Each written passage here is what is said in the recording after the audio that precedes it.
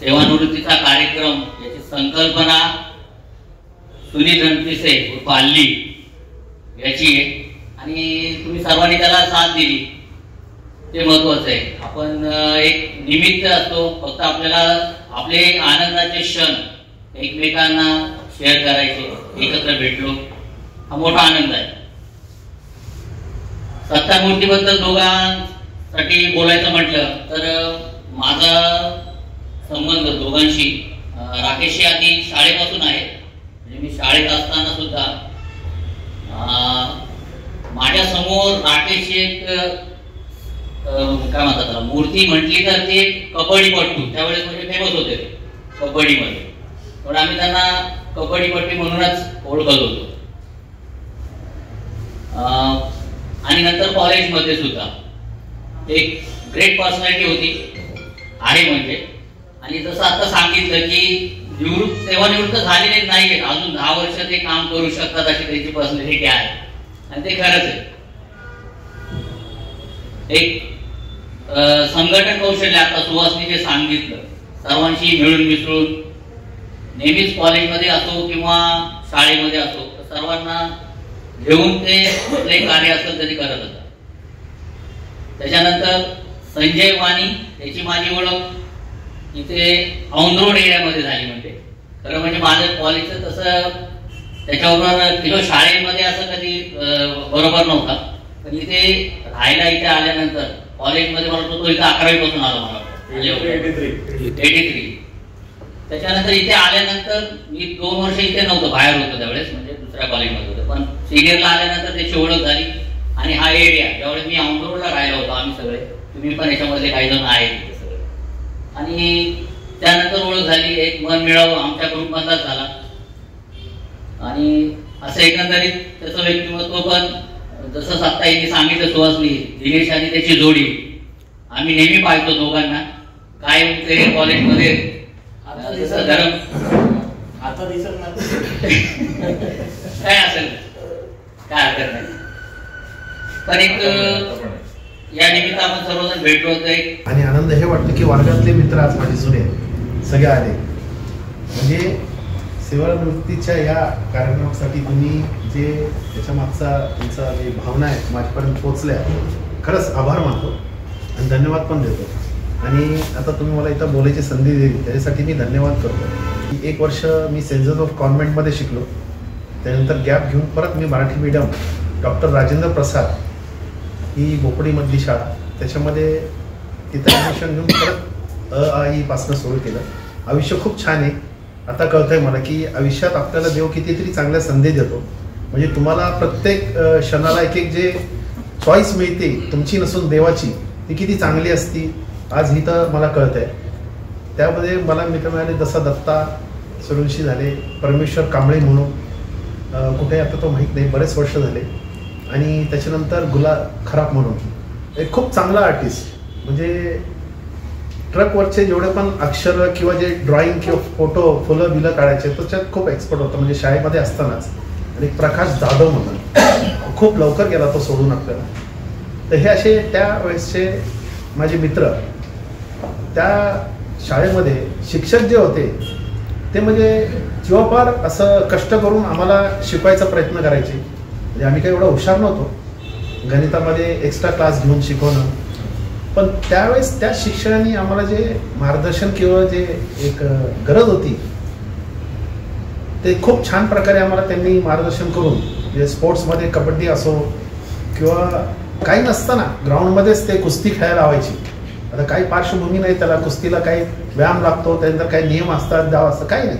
तिथून जी सुरुवात झाली म्हणजे रनिंग वगैरे हे सगळं, तर तिथं जे आम्हाला एक बेसिक सुरुवात करून दिली, त्याच्यामुळे आम्हाला खूप म्हणजे एक सर्वसामान्यपेक्षा सर्वसामान्य जे विद्यार्थी किंवा मित्र होते जे अनुभवाला मिळालं, त्याच्यामुळे आयुष्यात एकच कळलं की आयुष्य खूप छान आहे, फक्त आपण कसं जगायचं हे आपण ठरवायचं.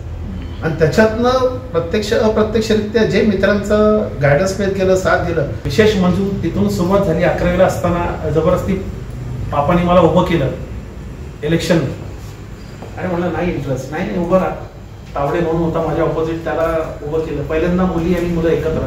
शाळेत असताना मुली होतो आम्ही, पण त्यावेळेसची परिस्थिती अशी होती की काही विषयच नव्हता त्यावेळेस, म्हणजे पहिलंच वर्ष तर त्यावेळेस निवडून आलं, काय झालं, सगळं बरं, इलेक्शन वगैरे झाले, पण तिथं पाया सुरू झाला. आणि खरं म्हणजे ह्या मित्रांनी काय नसताना मला असं बनवलं की माणसं जोड, मी नाही जोडली, यांनी शिकवलं माणसं जोडायला. आणि माणसं एवढी छान भेटत गेली की माणसं जोडता जोडता एवढं छान एक बॉन्डिंग झालं की आजपर्यंत ते माझ्याबरोबर आहे आणि मी त्यांच्याबरोबर आहे. म्हणजे सुखात असो दुःखात असो. साधारणतः 5वीच्या वर्गामध्ये असल्यापासून राकेशचा माझे संबंध आहे. राकेश बद्दल बोलायचं म्हणजे त्याच्यावर संघटन कौशल्य हे खरंच वाखाणण्याजोग आहे. आज आपण बघतो की या 84च्या बॅचचा गेट टुगेदर आहे, 88च्या बॅचचा गेट टुगेदर आहे, पण या गेट टुगेदरची जी सुरुवात केलेली आहे 83च्या बॅचनी, त्याचा शिल्पकार राकेश आहे. अजून सुद्धा खरंच, आणि आता सुद्धा माझ्या डोळ्यासमोर जो राकेश दिसतो तो 8वी 9वी 10वी 11वी 12वी कबड्डी खेळणारा राकेश. जबरदस्त पर्सनॅलिटी. आणि खरंच आमच्या वर्गाला 11वी 12वी FY SY TY 5 वर्ष विजेतेपद कबड्डीमध्ये मिळवून देण्यामध्ये राकेशचा खूप मोठा सहभाग होता. आणि एखादा गॅजेटेड ऑफिसर म्हणून तो निवृत्त झालेला आहे, तसंच एक IAS ऑफिसरची कशी पर्सनॅलिटी असावी तशी राकेशची पर्सनॅलिटी त्याने आजही भेटली. त्यांच्या 10व्या आयुष्यासाठी मी त्यांना शुभेच्छा देतो आणि अजून कार्यमग्न राहतील आणि खूप चांगले कार्य करतील असे आनंद अनेक त्यांना शुभेच्छा देऊन मी माझे 2 शब्द संपतो. राकेशच्या बाबतीत सांगायचं म्हणजे राकेशला मी 8वी पासून ओळखतो. कारण अनिल जगताप बरोबर तो चिखलवाडीमध्ये चिंचा पाडायला यायचा, पापान तो. राकेश आणि पापा म्हणजे एकच नाव होतं. राकेशचं नाव म्हणजे पापा, पापाचं नाव म्हणजे राकेश, असं एकामेकामध्ये गुंतलेलं नाव होतं. प्रेम होतं, आपुलकी होती. म्हणजे जय विरूची ही जोडी होती.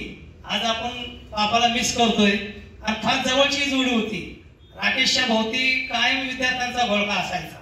आता सुहासने सांगितलं की ते संघटन कौशल्य होतं. एवढ्याबरोबर तो उत्कृष्ट खेळाडू होता, चांगला कबड्डी खेळायचा आणि त्याहीपेक्षा व्हॉलीबॉल चांगला खेळायचा.